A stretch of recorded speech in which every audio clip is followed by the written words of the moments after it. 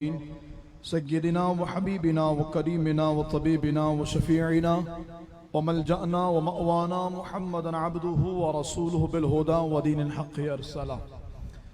أما بعد فأعوذ بالله من الشيطان اللعين الرجيم. بسم الله الرحمن الرحيم. فقد قال الله تعالى في الكلام المجيد والفرقان الحميد. بسم الله الرحمن الرحيم. إن الله لا يغير ما بقوم حتى يغيروا ما بأنفسهم. وفي مقام آخر لئن شكرتم لأزيدنكم ولئن كفرتم إن عذابي لشديد. قال الله تعالى بشان حبيبه إن الله وملائكته يصلون على النبي يا أيها الذين آمنوا صلوا عليه وسلموا تسليما. اللهم صل على سيدنا ومولانا محمد معدن الجود والكرم وعلى آله وصحبه وبارك وسلم وصلوا عليه. مولاي صل وسلم دائما أبدا على حبيبك خير الخلق كلهم. لي خمسة نطفي بها حر الوباء الحاطمة المصطفى والمرتضى وابناهما والفاطمة. کیا بات رضا اس چمنستان کرم کی، زہرا ہے کلی جس میں حسین و حسن پھول. مزرعہ چشت بخارا و عراق و اجمیر، کون سی کشت ہے جہاں برسا نہیں جھالا تیرا. نبوی می علوی فصل بطولی گلشن، حسنی پھول اور حسینی ہے مہکنا تیرا. میری قسمت کی قسم کھائے سگانے بغداد، ہند میں بھی ہوں تو دیتا رہوں پہرا تیرا. اور آج کس شہر میں کرتے نہیں تیرے خدام، اور بعد کس شہر سے لیتا نہیں دریا تیرا. اللہ رب العالمین جل وعلا کی حمد و ثنا اور نبی کریم صاحب ست تکریم باعث تخلیق ارض و سما حضور سرور انبیاء جناب احمد مجتبی محمد مصطفیٰ صلی اللہ علیہ وآلہ وسلم کے دربار گہربار میں ہدیہ درود و سلام عرض کرنے کے بعد تمام تعریف اللہ جل وحدہ لا شریک کے لیے ہیں، جس نے ہم پر اتنا بڑا کرم کیا کہ رمضان شریف عطا فرمایا. اور آج رمضان المبارک کی 27ویں رات ہے. اللہ کا فضل ہے. ویسے تو ہم نے الحمدللہ تمام طاق اور جفت راتوں میں اللہ کے اس عظیم گھر میں بیٹھ کر کے ذکر خدا اور ذکر مصطفیٰ کرنے کی سعادت حاصل کی ہے، لیکن آج کی رات دیگر کئی اعتبارات سے مختلف ہے. تذکرۃ الحفاظ میں امام ذہبی رحمہ اللہ نے ایک بڑی خوبصورت روایت نقل فرمائی ہے. فرماتے ہیں کہ مرتبہ بارگاہ رسالہ صلی اللہ علیہ وآلہ وسلم میں ایک شخص حاضر ہوا جو کہ بڑا بوڑھا تھا اور ناتوانی اور کمزوری کی وجہ کر اس کی کمر بھی جواب دے گئی تھی. اس نے پیارے محبوب علیہ السلام کی بارگاہ میں حاضر ہو کے عرض کی، یا رسول اللہ صلی اللہ علیہ وسلم، میرے لیے قیام کرنا، طویل لمبی نمازیں پڑھنا بہت مشکل ہے. یا رسول اللہ، مجھے کوئی ایک رات ایسی بتا دیجئے تاکہ اللہ تعالیٰ مجھے شب قدر عطا فرما دے. بس ایک ہی رات میں عبادت کروں اور مجھے شب قدر مل جائے، پھر مجھے مزید محنت نہ کرنی پڑے.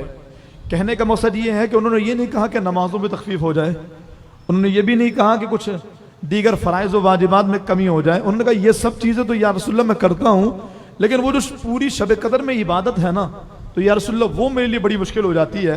تو کوئی ایک رات ایسی بتا دیجئے کہ جس رات میں عبادت کروں اور شب قدر کو پالوں. تو رسول اللہ صلی اللہ علیہ وسلم نے ارشاد فرمایا، آخری عشرے کی 7ویں رات کو لازم پکڑ لو. یعنی جس رات میں آج ہم اور آپ موجود ہیں، میرے محبوب نے 27ویں شب رمضان شریف کی فرمایا اگر تمہیں صرف ایک ہی رات عبادت کرنی ہے اور شب قدر کو پانا تو اس میں عبادت کر لو. تو یقیناً یہ ہم سب کے لیے بہت بڑا موقع اور بہت بڑی سعادت ہے. نہ جانے اگلے سال کون زندہ ہو کون نہیں ہو. تو میرے خیال سے یہاں موجود تمام لوگوں میں شاید کوئی اکا دکا ہی ہوئے ہوں گے کہ جن کی عمر اس سے زیادہ ہوگی. کہ فرمایا کہ جس نے شب قدر کو پا لیا، اللہ تعالیٰ اسے 83 سال 4 ماہ سے بھی زیادہ عبادت کا ثواب عطا فرماتا ہے.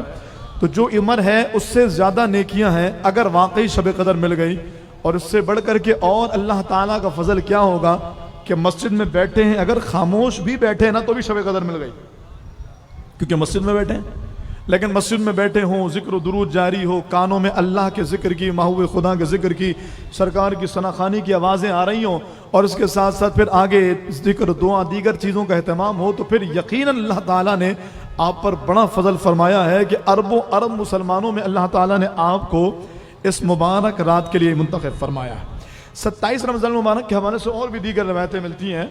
سورۃ القدر جو ہے وہ جو اللہ تعالیٰ نے شب قدر کے حوالے سے نازل فرمائی ہے، اس میں جو لیلۃ القدر کا لفظ آیا 3 مرتبہ آیا ہے، اور اس لیلۃ القدر میں 9 حروف ہیں.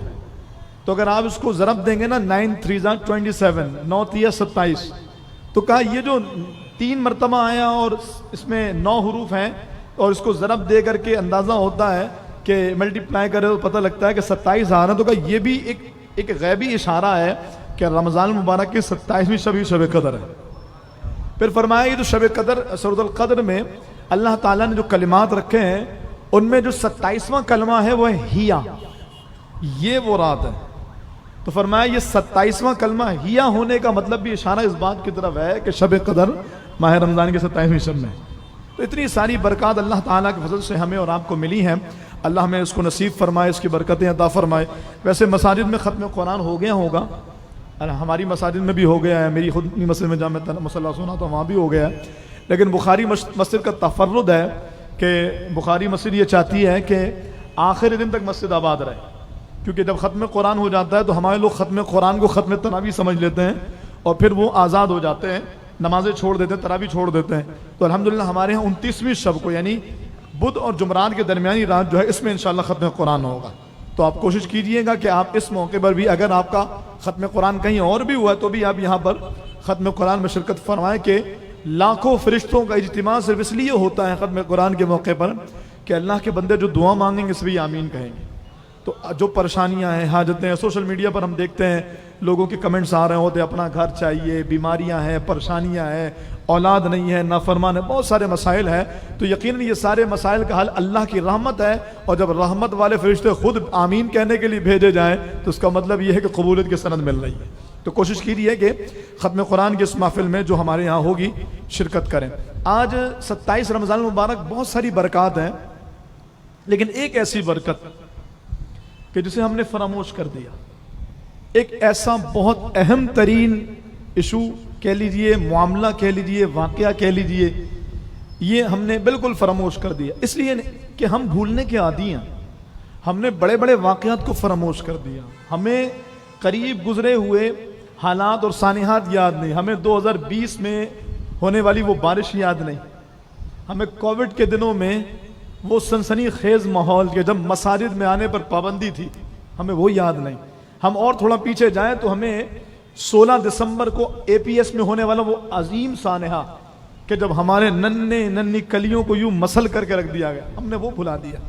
سانحہ بلدیہ فیکٹری کتنا بڑا سانحہ تھا، لاکھوں لوگوں کو، سینکڑوں لوگوں کو آگ میں جلا دیا گیا، کھولتے کھولتے پانی میں. کہا لوگ جان بچانے کے نیچے بھاگے، اوپر فائر بریگیڈ نے آگ بجھانے کے لیے پانی مارا تو پانی گرم گرم کھولتا ہوا بیسمنٹ پہ آیا.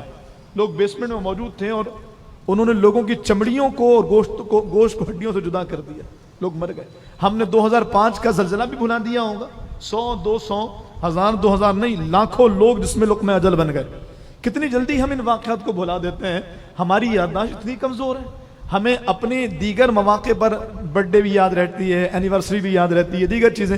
ہم ان سانحات کو کیوں فراموش کر دیتے ہیں جس کا ہماری زندگی سے بڑا گہرا تعلق ہوتا ہے. ایک روایت کا مفہوم ہے کہ اللہ تعالیٰ بندے کو زندگی میں 90 مرتبہ ایسے مواقع دیتا ہے کہ جس میں اس کو موت کے قریب لے جایا جاتا ہے، یا تو وہ اس میں مر جاتا ہے تو مر گیا.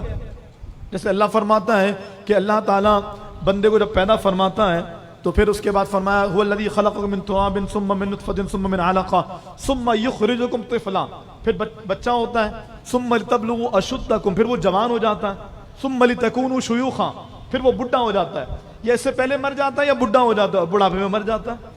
تو میں یہ کہہ رہا ہوں کہ ہم نے اتنی جلدی ان چیزوں کو فراموش کر دیا، اور ہم حالانکہ 90 مرتبہ بندے کو موت کے قریب لے جایا جاتا ہے، یا تو وہ بندہ مر جاتا ہے یا بچ جاتا ہے. 90 مرتبہ اگر بچ جائے، جیسے آپ دیکھتے ہوں گے کبھی ہمارے ساتھ کوئی واقعہ، او یار بال بچ گیا، آج تو میں چلا ہی گیا تھا، آج تو میری موت پکی تھی، یار ذرا سا بچاؤں میں، یار ابھی وہاں دھماکہ ہوا نا، میں منٹ پہلے وہاں سے نکلا ہوں. یہ سارے ہمارے ساتھ ہوتے ہیں، ہم نے فراموش کر دیا. لیکن ایک طاقت وہ ہے جس کی نگاہ میں ساری چیزیں ہیں اور ہم بھولتے چلے جا رہے ہیں. اور ایک ایسا سانحہ بھی ہماری زندگی میں آنا ہے جس کے بعد ہمیں کوئی مہلت نہیں ملنی. اس کے بعد ہمیں کوئی موقع نہیں ملنا.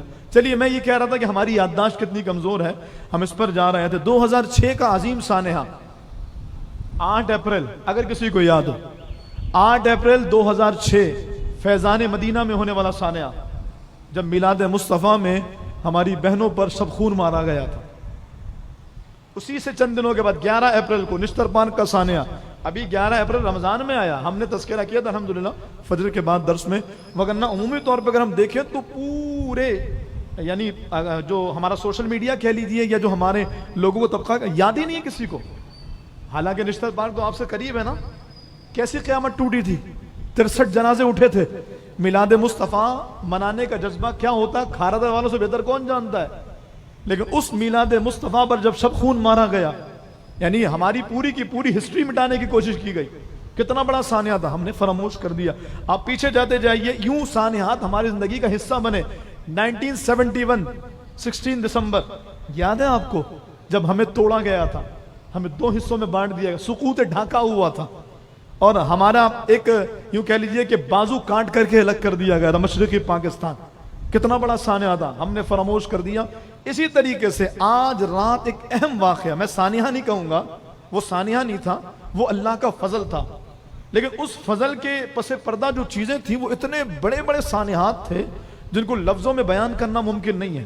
میری مراد آج یعنی 27 رمضان المبارک کو میرا اور آپ کا پیارا وطن مملکت خداداد اسلامی جمہوریہ پاکستان آزاد ہوا تھا. میں آپ تمام کو بخاری مسجد کے پلیٹ فارم سے یوم آزادی کے مبارکباد دیتا ہوں. آپ قبول فرمائیے اور دعا کیجیے اللہ میرے پاک وطن کو تا قیام قیامت آباد رکھے. جب پاکستان ایسے ہی بن گیا, بس چند لوگوں کا دل کیا بنانے کا, ایک الگ ملک بناتے تو بنا لیا, کوشش کی ہے, 2 دن 4 دن ہفتہ مہینہ کوششیں ہوئی اور بن گیا. نہیں جناب, ایسا نہیں ہوا. درد دل کے ساتھ سننے کی باتیں ہیں اور کلیجے کو پھاڑ دینے والے مناظر ہیں. اگر ایک گھر بنانا ہو نا, مہینوں کی پلاننگز ہوتی ہیں. اگر مسجد بن رہی ہے ہماری بخاری مسجد, آپ دیکھیں کب سے پلاننگ شروع کی گئی ہماری مسجد کی, اب ہمارے ڈیمولش پر پہنچے ہیں. رمضان کی وجہ کر کام روک دیا کہ لوگوں کو اچھا ماحول ملے, بہترین انداز سے رمضان شریف میں دین سیکھا سکھایا جائے. اور رمضان میں جب مسجد بنی ہوئی تھی تو صرف طاق رات کی محفل تھی, جب مسجد شہید ہو گئے تو جفت رات کی محفل ہے.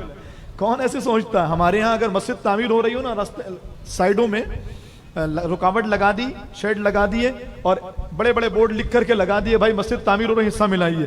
آپ کو یہاں پر کہیں پر بھی ایسا نظر آ رہا ہے کہ جہاں بڑے بڑے بورڈ لگا دیے گئے کہ مسجد تعمیر ہو رہی حصہ ملائیے؟ الٹا اتنے سارے اخراجات کر دیے گئے کہ بھائی کسی طرح کے دین سیکھ لو. اور میں وہ بات آگے چل کے عرض کروں, اس سے پہلے بات آ گئی ہے تو میں آپ کو بتاؤں, ہماری بخاری مسجد کے جو اسٹاف کا جو ایکسپنس ہے ایئرلی, سالانہ جو خرچہ ہے, مہران بھائی ساتھ بیٹھے, 1,44,00,000 روپے صرف جو سیلریز کی مد میں جاتا ہے. جو آپ کے بچے صبح سے رات تک قرآن پڑھتے ہیں, ہماری بہنیں ہماری بچیاں قرآن پڑھتی ہیں, جو بہترین انداز سے خواتین کے لیے تعویذات کا سسٹم, یعنی ایسے ماحول میں جہاں پر 2 نمبر ڈھونگی عاملین نے ہماری بہنوں کی عزتوں کو تار تار کرنے میں کوئی کسر نہیں چھوڑی. الحمدللہ میرے گھر کا واقعہ ہے, میری اپنی ہمشیرہ کا معاملہ ہے, یہاں ہماری بہنوں کے پاس آئی اور معاملہ بالکل بڑی آسانی کے ساتھ اللہ کی وجہ سے حل ہو گیا الحمدللہ. تو ایک بہترین ماحول, یہ ایسے ہی نہیں ہو جاتا. 1,44,00,000 روپے صرف مسجد مدرسے کا سالانہ بجٹ ہے. اور آپ پوچھئے مہران بھائی, آج صبح بات ہوئی ہے مہران بھائی سے, اب تک جو عطیات ہوئے ہیں نا وہ صرف 41,00,000 روپے ہوئے ہیں. یہ 41,00,000 روپے وہ اخراجات بھی نہیں جو آپ کو یہاں نظر آنے, یہ بڑی بڑی لائٹیں, یہ کیمرہ, یہ ساؤنڈ سسٹم, یہ اہتمام, یہ انتظام, یہ سارا آپ کو بہترین برابر کی ہوئی زمین اور بہترین افطار سحری اور زبردست قسم کا, یہ سارا خرچہ بھی نہیں 41,00,000 روپے.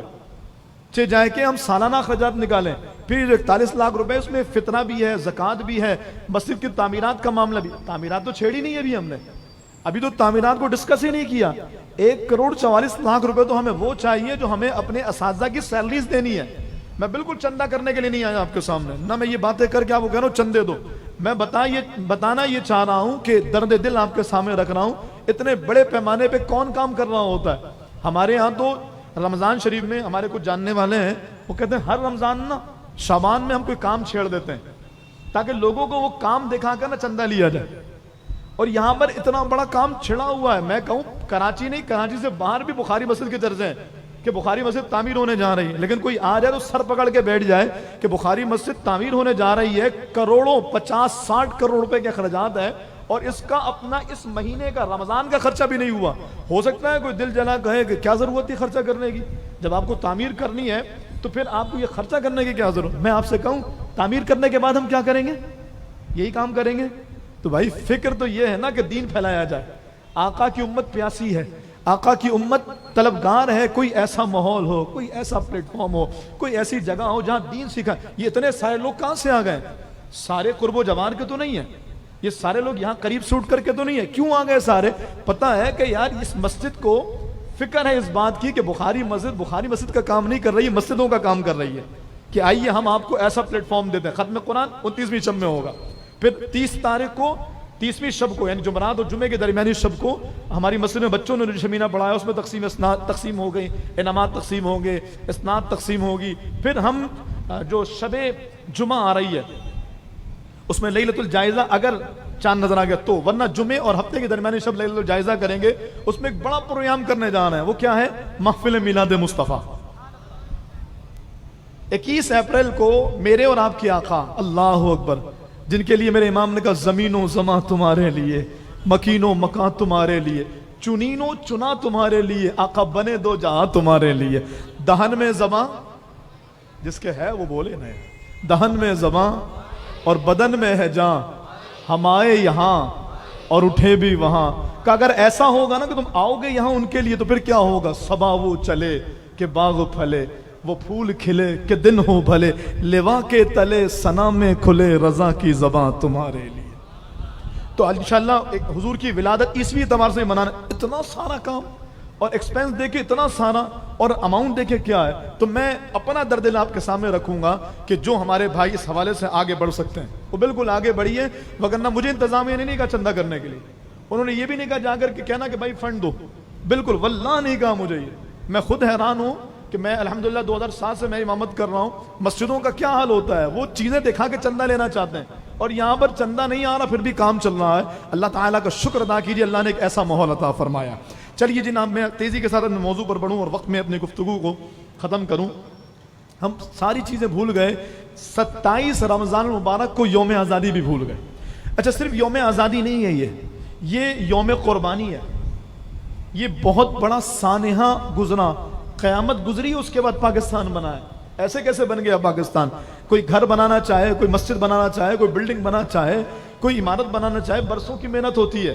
آپ پورا ملک بنانے جا رہے ہیں, پوچھئے اکابرین سے.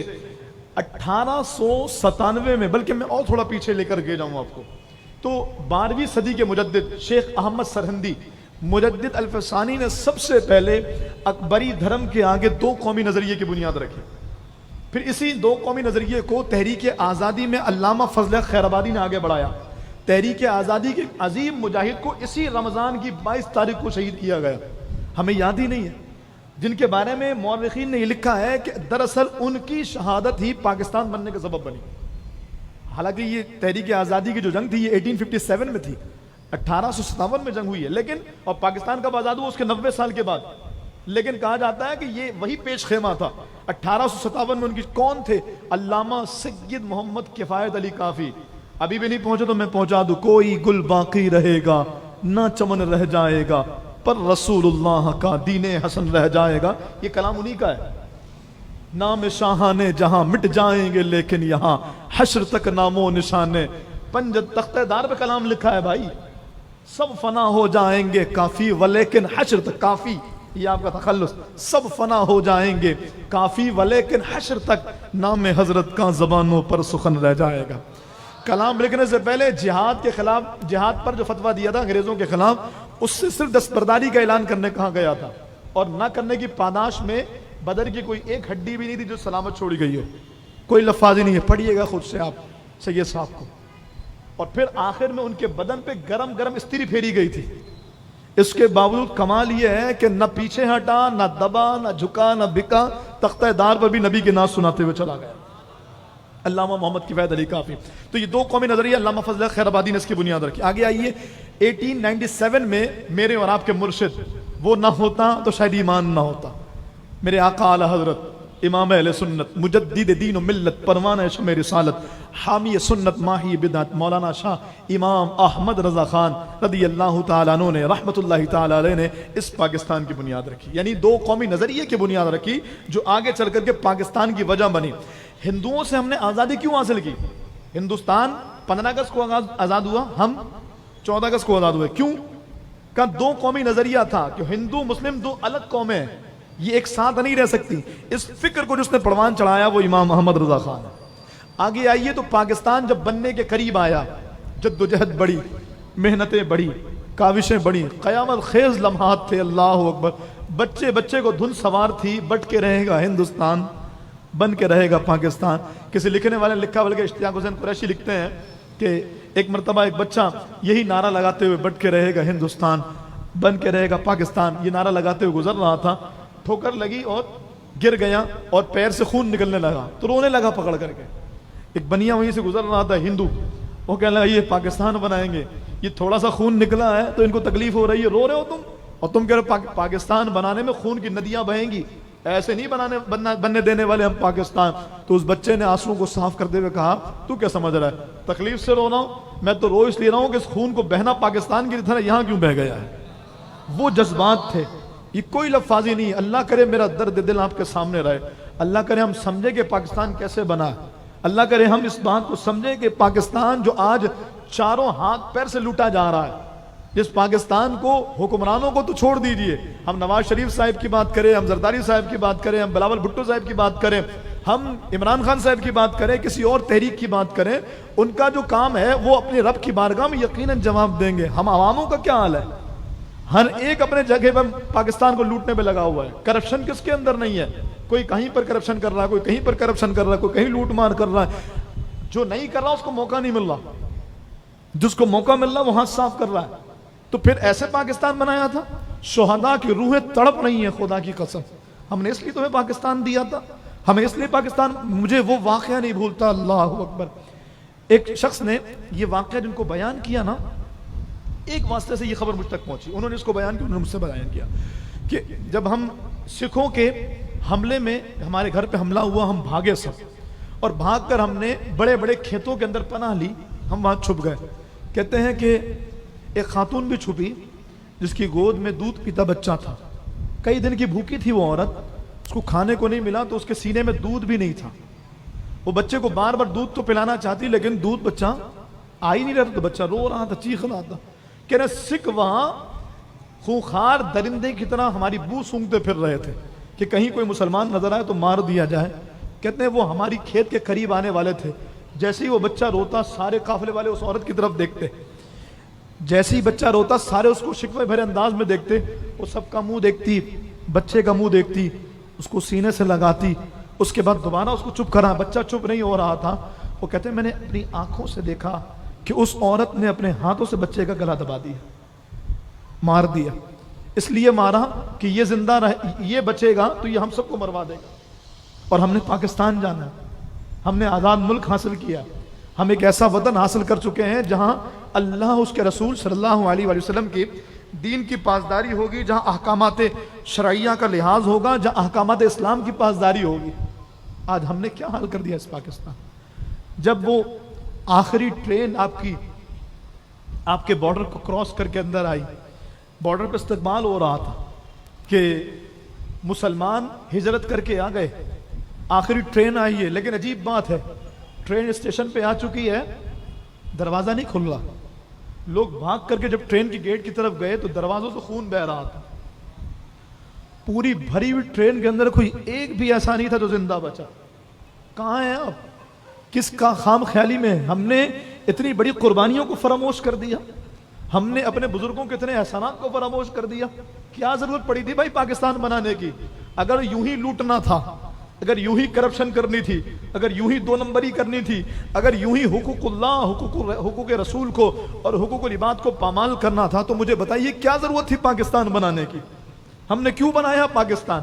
کیوں ہمارے بزرگوں نے قربان؟ تاریخ کی سب سے بڑی ہجرت تھی، اٹھائیے ہسٹری، تاریخ کی سب سے بڑی ہجرت کی گئی ہے جو ہندوستان سے پاکستان کی طرف کی گئی اور پاکستان بنایا گیا، اور ہمیں اپنے ملک کا احساس ہی نہیں، ہم نے اپنے ملک کا درد ہی نہیں ہے، کبھی کسی کو تکلیف نہیں ہوئی. کوئی باہر جاتا ہے تو کچرا ڈسٹ بن میں ڈالے گا، کار کے شیشے ہٹا کر کے باہر پیک نہیں پھینکے گا. لیکن جب یہی بندہ ایئرپورٹ سے اتر کے کراچی کی سڑکوں پہ یا پاکستان کی کسی شہر کی سڑکوں پہ آتا ہے تو یوں باہر سے کھڑکی سے باٹل پھینک رہا ہے، تو ریپر پھینک رہا ہے، تھوک پھینک رہا ہے، پچکاری مار رہا ہے، گٹکے ماوے تھوک رہا ہے. احساس نہیں ہے؟ کیا سمجھتے ہو تم پاکستان کو؟ یہ اللہ کی بارگاہ میں جواب نہیں دینا پڑے گا.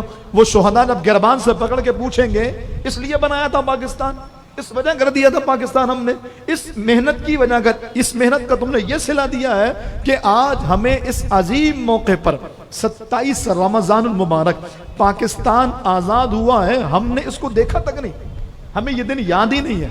ہمیں اس دن کا احساس اللہ کا واسطہ اپنے اعمال کے اندر، اپنے کردار کے اندر، اپنے معاملات کے اندر ایسا سدھار لے کر کے آئیے تاکہ ہم یہ کہنے میں فخر محسوس کریں کہ ہمارے شہداء کے لہو سے حاصل کیے گئے پاکستان کی ہم قدر کرنے والے ہیں. شہداء کے لہو سے حاصل کیے گئے پاکستان سے ہم محبت کرنے والے. آپ نے وہ روایت نہیں سنی جس میں کہا گیا حب الوطن من الایمان، وطن کی محبت ایمان میں سے ہے.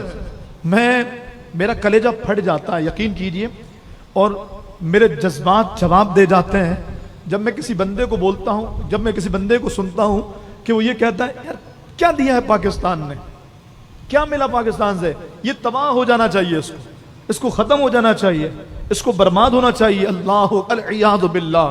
میں کہتا ہوں تو مر جا بھائی، تو ختم ہو جا، تجھے ختم ہو جا، تو کیا کرے گا پاکستان میں رہے گا، تجھے ختم ہو جانا چاہیے. پوچھو 20 لاکھ شہداء سے، پوچھو ماؤں سے، پوچھو ان بیٹیوں سے، پوچھو ان علماء سے. 20 لاکھ شہداء اور 3000 سے زائد علماء. ہم نے ایک بزرگ کو سنا فرمانے لگے کہ علماء کو تیز رفتار سواریوں پر بٹھا کر کے باندھ کر کے درختوں کے نیچے سے گزارا جاتا. یہ درخت ہے اور یوں گزارا جاتا کہ ان کی ریڑھ کی ہڈیاں توڑ دی جاتی صرف اس بات پر کہ پاکستان بنانے کے معاہدے سے دستبردار ہو جاؤ، پاکستان بنانے کی بات سے دستبردار ہو جاؤ. آپ کیا سمجھتے ہیں 23 مارچ 1940 کو جو قرارداد پاکستان منظور ہوئی، وہ جو مینار پاکستان ہمیں لاہور میں نظر آتا ہے، تو وہ مینار پاکستان مطلب یوں ہی بنا دیا گیا. یوں ہی قرارداد کا مطلب کیا تھا؟ یہ وہ قرارداد ہے جو آج ہم اپنی محفلوں میں پیش کرتے ہیں؟ نہیں، یہ وہ قرارداد تھی جب ظلم اپنی انتہا کو پہنچ گیا تو سارے بڑے سر جوڑ کے بیٹھے کیا کریں، بنانا نہیں بنانا. یہ بیک ہو جاتے ہیں، کیا کرو گے بنا کر کے، کیا فائدہ ہے بنا کر کے، کوئی مقصد ہے، کوئی سوچ ہے؟ تو سب نے یک زبان ہو کر کے کہا جان دے دیں گے لیکن پاکستان بنا کر کے رہیں گے. یہ ہے قرارداد پاکستان جو 23 مارچ 1940 کو مینار پاکستان میں منظور ہوئی اور اس کے بعد پاکستان بنا. پھر اگر اس سے تھوڑا پیچھے جائیں تو 1925 میں پٹنہ سنی کانفرنس ہوئی ہے. صدر الفاضل علامہ سید محمد نعیم الدین مراد آبادی رحمۃ اللہ تعالیٰ، یہ اعلیٰ حضرت امام علیہ السنت کے خلیفہ ہیں جو مفسر قرآن بھی ہیں. سید محمد نعیم الدین مراد آبادی رحمۃ اللہ تعالیٰ علیہ نے اس پٹنہ کانفرنس کی قیادت کی تھی اور انہوں نے کہا تھا، اعلیٰ حضرت کے وصال کے 4 سال کے بعد یہ کانفرنس ہوئی ہے، انہوں نے کہا تھا کہ جناح صاحب اگر آپ پاکستان بنانے کے معاہدے سے دستبردار ہونا چاہیں تو ہو جائیے، لیکن ہم تو پاکستان بنا کر کے رہیں گے. اور یہ ہمارے علماء نے پاکستان بنایا اور یہ پاکستان کے لیے محنت کی ہے. ضرورت اس امر کی ہے کہ اس وقت ہم اپنی مملکت خداداد کے لیے اپنا حصہ شامل کریں. آج ہم سوچیں، آج کی رات ہم سوچیں ہم نے اپنے پاکستان کو کیا دیا ہے. آپ میں سے ہر ایک بندے سے سوال ہے، تنہائی میں سوچئے، اکیلے میں سوچئے میں نے پاکستان کے لیے کیا کیا، میں نے اس ذات سے پاکستان کو کیا فائدہ پہنچا، میں پاکستان کے لیے کیا فائدہ مند چیز کر سکتا ہوں، یہ کی ہے میں نے. اگر کوئی کچھ نہیں کی، ہم نے جو اچھی پڑھائی بھی کی ہے نا وہ نوکری کے لیے، پیسے کمانے کے لیے. جو بزنس مین بھی ہے نا اگر وہ سیٹل ہو جاتا ہے وہ باہر جانے کی سوچتا ہے، وہ بھائی پاکستان میں کچھ نہیں رکھا، باہر چلے جاؤ، یہاں رہو گے تباہ ہو جاؤ گے. اچھا یہ بات میں عرض کروں کہ پاکستان یقیناً اللہ کی رحمت ہے. اور 1965 میں کسی بزرگ نے بارگاہ مصطفیٰ صلی اللہ علیہ وآلہ وسلم میں حاضری دی تو انہوں نے رات سو گئے، خواب میں پیارے محبوب علیہ السلام کو دیکھا کہ رسول اللہ صلی اللہ علیہ وسلم جنگی لباس پہنے آقا علیہ السلام کہیں تشریف لے جا رہے ہیں. پوچھا یا رسول اللہ کہاں جا رہے ہیں؟ فرمایا میرے پاکستان پر کافروں نے حملہ کر دیا ہے، میں ان کی مدد کے لیے جا رہا ہوں. اچھا پھر سوال یہ پیدا ہوتا ہے کہ پھر وہ مدد بعد میں کیوں نہیں آ رہی؟ تو اس کا جواب یہ ہے کہ جس وقت ہم پاکستان بنانے کے مقصد پر تھے نا، وہ مدد آ رہی تھی. ہم نے پاکستان بنانے کے مقصد کو فراموش کر دیا. کوئی ایک بندہ آپ میں سے کھڑے ہو کر کے اپنی ذات کے اعتبار سے بتائے کہ پاکستان بنانے کے مقصد کو کیسے پورا کیا، ہم نے پاکستان کے لیے کیا جدوجہد کی ہے. اور اگر کوئی اس سوچ میں نا ان واقعات کو، وہ یقیناً کرم تھا.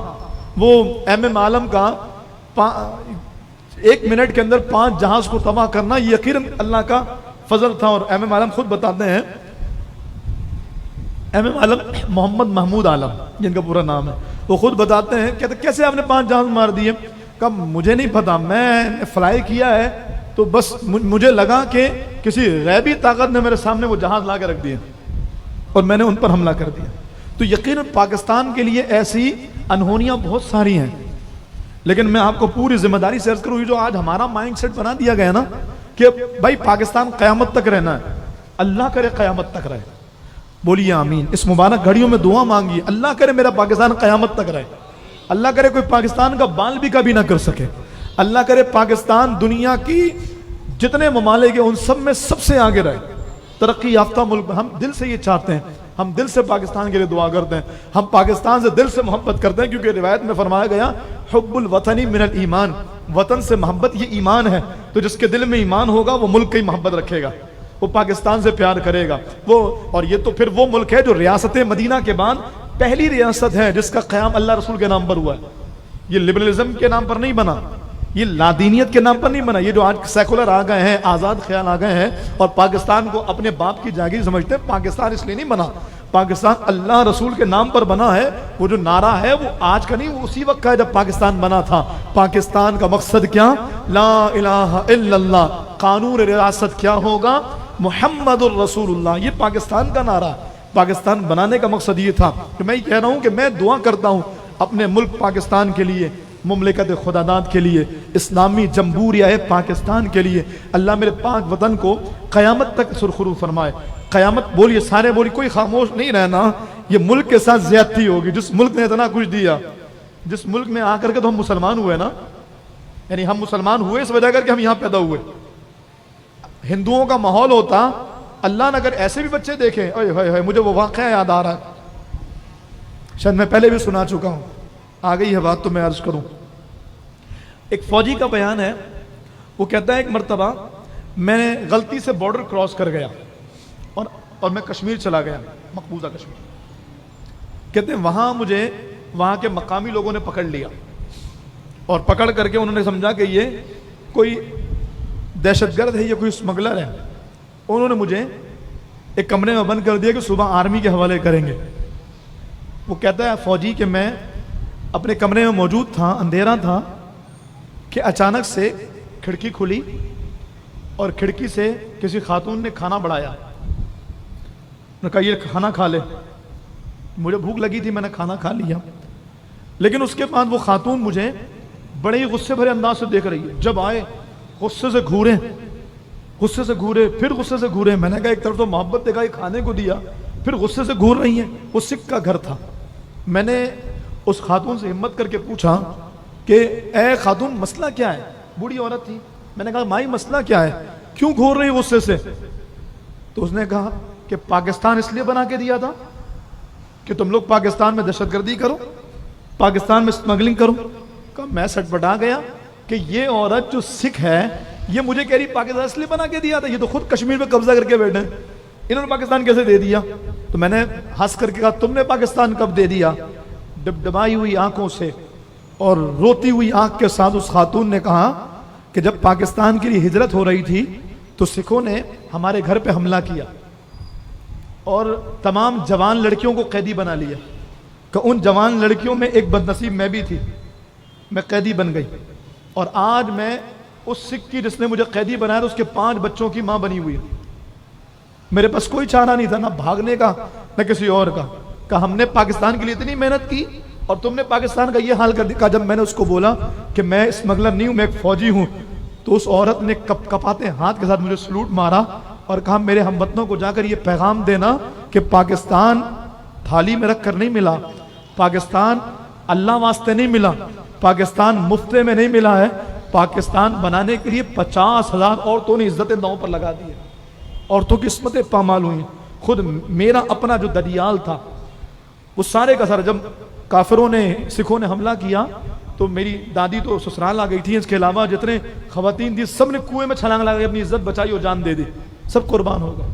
آج ہم نے پاکستان کا مذاق بنا لیا، آج ہم نے پاکستان کو تار تار کر دیا، ہر ایک اپنے اعتبار سے لوٹ رہا ہے، کسی کو احساس نہیں۔ حکمرانوں کو چھوڑ دیجئے، مسجد کی چپلوں کا حال دیکھیے تو واش روم میں رکھی جانے والی چپلیں کاٹ کے رکھی جاتی ہیں، کوئی چوری نہ کر لے۔ مسجد کے گلاس ڈوریوں سے باندھ کے رکھے جاتے ہیں، کوئی چرا نہ لے۔ ہم نے تو اللہ رسول کے نظام کے لیے پاکستان بنایا تھا، ہم نے تو دین کی بالادستی کے لیے پاکستان بنایا تھا، عزت مصطفیٰ اور ناموس رسالت کے لیے پاکستان بنایا تھا۔ آج پاکستان میں یہ لوٹ کھسوٹ کا بازار گرم ہے، لوٹ مار کا بازار، جس کا جب جی کرتا ہے، جتنا زیادہ دل کرتا ہے پاکستان کو لوٹتا ہے، اور پاکستان کے لیے وہ اپنی کوششیں، اپنے معاملے، اپنی حرفت بازیاں، اپنی چال بازیاں اختیار کرتا ہے۔ ہر ایک کی بحیثیت قوم، بحیثیت پاکستانی اور بحیثیت مسلم یہ ذمہ داری ہے، اپنا کردار ادا کیجیے، کریں گے انشاءاللہ۔ پاکستان کے لیے میری بہنیں جو مجھے پردے میں رہ کے سن رہی ہیں، جو میرے بھائی آپ تمام احباب جو اس پروڈکشن کے ذریعے مجھے سماعت کرنا ہے۔ اچھا، میں مزید باتیں آپ کے سامنے کرتا ہوں۔ میری بہنوں کے لیے مجھے اس بات کا احساس ہے کہ ہمارے پاس تعمیراتی کام کی وجہ کر وہ اسپیس نہیں ہے، لیکن بحمداللہ پھر بھی ایک بڑی جگہ رکھی تھی خواتین کے لیے کہ فل ہو گئی ہے۔ تو جو میری بہنیں آگے کی جانب بیٹھی ہیں ان سے گزارش ہے مزید تھوڑا سرک جائے اور پیچھے آنے والوں کے لیے جگہ خالی کر دیں، کیونکہ جگہ بالکل تنگ ہو گئی ہے اور پیچھے جو ہے وہ جگہ ختم ہو گئی ہے۔ تو مزید ہماری بہنیں تشریف لا رہی ہیں، ہر ایک کو موقع ملے تو جہاں تھوڑی سی بھی جگہ ہو، میرے محبوب علیہ السلام کی سنت کو ادا کرنے کا بڑا خوبصورت موقع ہے۔ رسول اللہ صلی اللہ علیہ وسلم جب اپنے کسی مسلمان بھائی کو دیکھتے تو سرک جایا کرتے۔ صحابی کہتے یا رسول اللہ جگہ تو ہے میں بیٹھ جاؤں گا، تو میرے محبوب علیہ السلام مسکرا کر فرماتے کہ اپنے مسلمان بھائی کے لیے جگہ کشادہ کرنا یہ اچھا عمل ہے۔ ہم کیا جانتے تھے کہ 1500 سال بعد کوئی بخاری میں محفل ہوگی اور کوئی بہن یوں آگے بڑھ کے کسی بہن کو جگہ دے دے گی اور حضور کی سنت کو ادا کرنے کا ثواب مل جائے گا۔ اللہ پاک ہمیں اس کی برکتیں عطا فرمائے۔ تو ہمیں یہ چاہیے ہم سب اپنا ایک مائنڈ سیٹ بنائیں، اپنا ایم بنائیں کہ ہم پاکستان کے لیے کیا کر سکتے ہیں، جو جہاں پر جیسا کر سکتا۔ ظاہر ہے ہر کوئی بڑا کردار ادا نہیں کر سکتا، ہر کوئی سیاستدان نہیں بن سکتا، ہر کوئی عالم بھی نہیں بن سکتا، اور ہر کوئی بہت سارا ٹائم بھی نہیں دے سکتا۔ تو اگر آپ عوام میں شامل ہیں، آپ عام لوگوں میں شامل ہیں، تو اپنے پاکستان کو کچرے سے پاک کیجیے کہ بھائی کہیں گندگی سڑک پہ یار اتنی گندگی پڑی، اگر میں نے بھی ڈال دی، تو اگر آپ نے بھی ڈال دی تو بڑھ جائے گی گندگی۔ اگر آپ نے جو پڑی اس کو اٹھا لی، درخت لگانے کا موقع ہے، درخت لگائیے۔ اپنے گھر کا کچرا باہر والے کے ساتھ کر کے اپنے گھر کو صاف نہیں کیجیے۔ یہ تو بتاتا ہے کہ جب آپ گھر کے سامنے ایسی زیادتی کرتے ہیں تو پاکستان کے ساتھ کیسی زیادتی کر سکتے ہیں۔ چھوٹی چھوٹی باتیں، کوئی بڑے کام آپ کو کرنے نہیں کہہ رہا، کوئی میں آپ کو یہاں پہ چلو تلوار اٹھاؤ ہم سب نکلتے ہیں جہاد پر، میں یہ نہیں کہہ رہا، کریں گے، اللہ پاک توفیق دے، اللہ سعادت دے، یہ موقع بھی لائیں ہم دین متین کے لیے۔ غزوہ ہند کے جو مجاہدین اللہ پاک ہمیں شامل فرمائے، بولیے آمین، ہماری نسلوں کو شامل فرمائے۔ لیکن میں یہ کہہ رہا ہوں کہ چھوٹے چھوٹے کام جو ملک کے لیے، جو پاکستان کے لیے، جو شہر کے لیے بہتر ہو سکتے ہیں، ہم وہ کریں، اپنا حصہ شامل کریں۔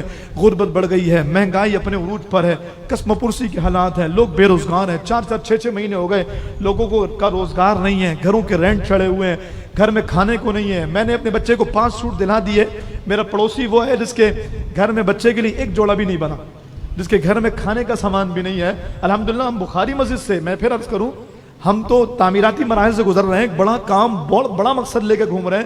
اچھا، لوگ یہ کہتے ہیں بخاری مسجد کے بعد ڈونر بہت ہیں۔ میں 1 سال سے ان سے وابستہ ہوں، مجھے کوئی ڈونر نظر نہیں آیا۔ اگر ڈونر ہوتا تو ہمیں یہ ایکسپینس میں اس طرح کا رونا نہیں ہوتا، کوئی ڈونر نہیں ہے۔ لیکن اس کے باوجود مقصد دیکھیے کتنا بڑا ہے کہ ہم یہاں سے اتنا بڑا پیغام دے رہے ہیں کہ ہم چاہتے ہیں کہ مفاد کے لیے کام ہو، عوام کی خیرخواہی ہو، عوام کو اچھا ماحول ملے۔ رمضان کی پر بہار مبارک راتیں ہیں، اب دیکھ کیسا ماحول ہے۔ کبھی آپ نے زندگی میں کسی ایسی مسجد میں نماز پڑھی ہے جہاں چھت ہی نہ ہو؟ بولیے ذرا، کسی ایک نے؟ ہو ہی نہیں چھت۔ آپ کو موقع ملا ہوگا چھت، بغیر چھت کے بخاری میں بھی موقع ملتا تھا، لیکن کوئی ایسی مسجد جہاں چھت ہی نہ ہو، جہاں تہجد بھی کھلے آسمان کے نیچے۔ آپ شاید اس کی حقیقت سے آگاہ نہ ہو، آشنا نہ ہو۔ ہمارے مہران بھائی ماشاءاللہ وظائف وغیرہ کرتے ہیں، حزب الباغ شریف بھی آپ کو سناتے ہیں۔ آپ کسی عامل سے پوچھئے گا کچھ خاص وظائف ایسے ہوتے ہیں جو کھلے آسمان کے نیچے پڑھنے کے ہوتے ہیں، اور تہجد کا لطف ہی کھلے آسمان کے نیچے. وہ تو ضروریات ہیں نا. اب دیکھیں ظہر کی نماز ہمیں پیچھے کرنی پڑتی ہے کیونکہ دھوپ ہو جاتی ہے، یہاں پر مسائل ہیں. تو یہ الحمدللہ ایک ایسا ماحول ملا، کھلے آسمان کے نیچے حزب البہار پڑھی جا رہی ہے. کھلے آسمان کے نیچے پوری تراویح پڑھ رہے ہیں. آپ مجھے دنیا کی کوئی ایک مسجد ایسی دکھائیے جب کھلے آسمان کے نیچے سارا قرآن سنا گیا ہو. کتنے خوش نصیب ہو مسلمان بھائی، پورا قرآن کھلے آسمان کے نیچے سن رہے ہیں، پورا شبینہ کھلے آسمان کے نیچے، پوری محفل کھلے آسمان کے نیچے ہو رہی ہے.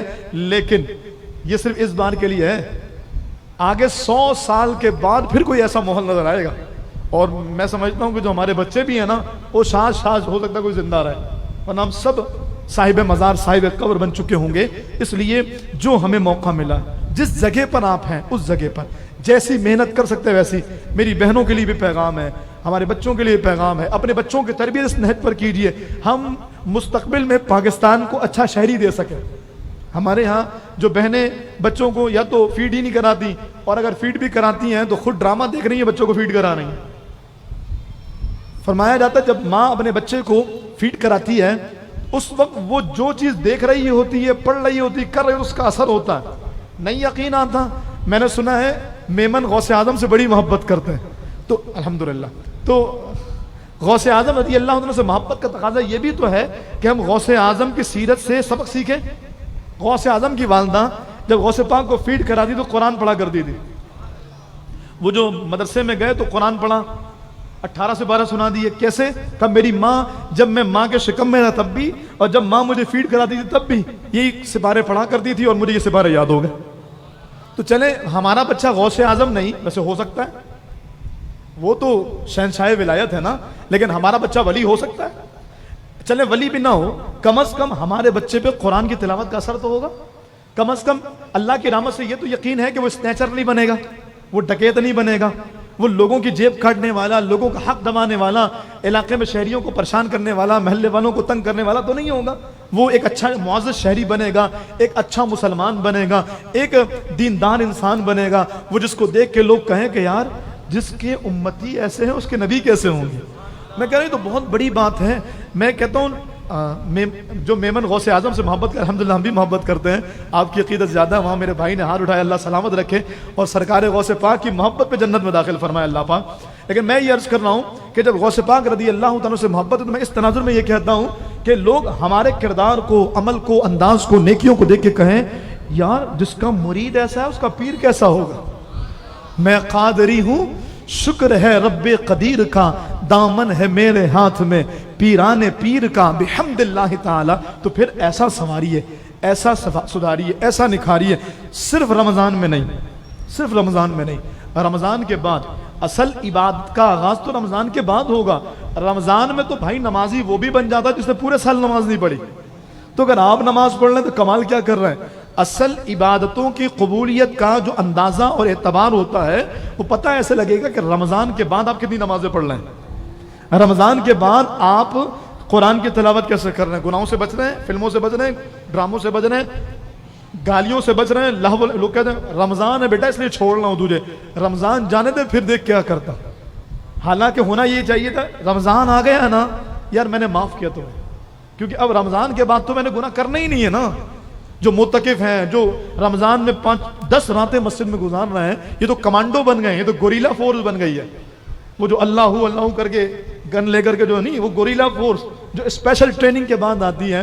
پھر یہی فورس چاند رات کو ہار جائے. ہم نے تو چاند رات کو بھی لیکن تو جائزہ کا پروگرام رکھا. آئیے اللہ اس رات انعام دے رہا ہے. سرکار فرماتے ہیں مزدوروں کو مزدوری دی جاتی ہے. اللہ کرے ہمیں مزدوروں میں شامل کر لیا جائے. اللہ کہے یہ ہمارا مزدور ہے، یہ مزدور اس نے کام پورا کیا ہے، مزدوری دے دی جائے. اللہ اکبر کبیرہ.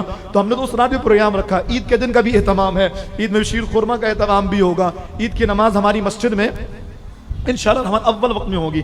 جو ہمارے یہاں تہجد ہے وہ 4:30 بجے انشاءاللہ، اور فجر کی نماز انشاءاللہ 5:45 بجے، اور 4:30 بجے تہجد ہے. شب عید الفطر یہ وہ رات ہے فرمایا جو اس رات میں سب بیداری کرے قیامت کے دن اللہ پاک اسے امن عطا فرماتا. سبحان اللہ. آج نہیں بولیے، اگلے پیر کو پھر آپ بولیے گا سبحان اللہ. تو اس سے فائدہ کیا ہوگا؟ آپ تسبیح لے کے 1000 بار بولیں گے نا تو ایک بار بولنے کا ثواب ملے گا. رمضان میں ایک بار بولنے پہ 1000 بار سبحان اللہ بولنے کا ثواب. یہ رمضان کی برکت ہیں جی. پھر ملے گی یہ شب کس کو معلوم ہے, ہم پہ لطف خدا آج کی رات ہے. میں یہ عرض کر رہا ہوں کہ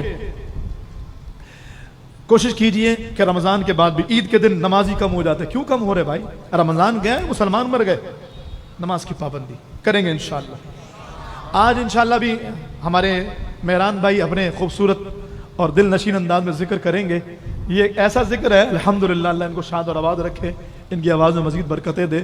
جیسا ذکر آپ نے کہیں اور نہیں سنا ہوگا. وہ رب کو ایسے دعائیہ انداز سے پکارنا, یا مسبب الاسباب, اے اسباب کو پیدا کرنے والے. کیا مطلب؟ گھر نہیں ہے, وہ گھر دے دے گا, اس کے لیے راہ بنا. اولاد نہیں ہے, اللہ اولاد کی راہ بنا دے گا. اولاد سے پریشان ہو, اللہ اس کو سدھار دے گا. اچھا تمہیں مدینے جانا ہے, اللہ اس کے اسباب بنا دے گا. تمہیں بیماری کا مسئلہ ہے, اچھا گردوں کا مسئلہ ہے, شوگر ہے, بی پی ہائی رہتا ہے, اچھا ڈاکٹر نے جواب دے دیا. آنکھوں کا مسئلہ ہے, اللہ اس کے اسباب یا مسبب الاسباب, اے سبب کو پیدا کر. پھر انہوں نے تو ایک اور ملا دیا کہ وہ تنگی دور کر دے, دل کو نور دے دے, دل کو نور کر دے. ہاں, اس کی جگہ بھی انہوں نے کہا تنگی دور کر دے, اپنا رزق دے کر تنگی دور کر دے. تو یہ کتنی خوبصورت دعا ہے نا, کھلے آسمان کے نیچے دل کو نور کر دے. اللہ کی بارگاہ میں بار بار دعا کرتے ہیں, اپنا رزق دے کر تنگی دور کر دے. اگر واقعی اس نے رزق دے دیا نا, یوں کر کے کریں گے, یہ لو یہ لو یہ لو. اور رزق صرف مال تھوڑی ہے, رزق تو یہ بھی ہے کہ اللہ پاک ہمیں اپنے محبوب کی سنتوں پہ عمل کی سعادت دے, ہماری کبھی کوئی نماز نہ چھوٹے, ہمارا پڑوسی ہم سے پریشان نہ ہو, بیوی بھی خوش رہے, بچے بھی خوش رہیں, اپنے گھر والوں کے لیے بھی ہم ویسے رہیں جیسے اللہ اس کا حبیب چاہتا ہے. تو انشاءاللہ بھی مہران بھائی ذکر کریں گے, اور آج کا ذکر تھوڑا سا طویل ہوگا. مہران بھائی سے ہمارے بعض نمازوں نے شکایت کی ہے ذکر بڑا مختصر کرتے ہو. میں حیران ہوں, لوگ کہتے ہیں ذکر بڑا لمبا کرتے ہو یار, شارٹ کیا کرو. ان سے لوگ کہتے ہیں ذکر بڑا مختصر کرتے ہو یار, تھوڑا لمبا کیا کرو. ہم رب کے نام جھومنا شروع کرتے تو ختم کر دیتے ہو. ہم نے کہا یہ بھی فیضان ہے صاحب مزار قبلہ سید معصوم شاہ بخاری رحمہ اللہ کے قدموں کا, یہ فیضان ہے. آج ذکر تھوڑا طویل ہوگا, پھر دعا ہوگی انشاءاللہ. اور جو 29ویں شب میں ہمارا ذکر ہے وہ مختصر ہوگا, اس لیے کہ ہم الوداع رمضان کو الوداع اس وقت کرتے ہیں جب واقعی وہ جا رہا ہوتا ہے.